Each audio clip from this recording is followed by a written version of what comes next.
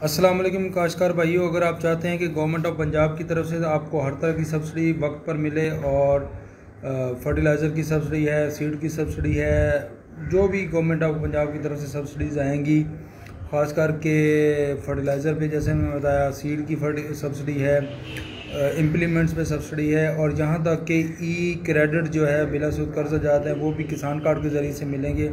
तो आपसे गुजारिश है जितनी जल्दी हो सकता है HBL कनेक्ट के साथ जाके अपना अकाउंट ओपन करवाएं और ये किसान कार्ड के लिए अप्लाई करें। 500 रुपये के एवज़ आपको किसान कार्ड बनेगा।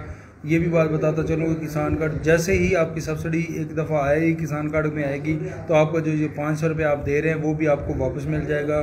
बगैर किसान कार्ड के किसी किस्म की कोई सब्सिडी किसी भी फार्मर को नहीं मिलेगी। तो लिहाजा सब्सिडी के असूल के लिए किसान कार्ड जल्द अज जल्द मुकम्मल करवाएँ और बनवाएँ। बहुत शुक्रिया। अल्लाह हाफ़िज़।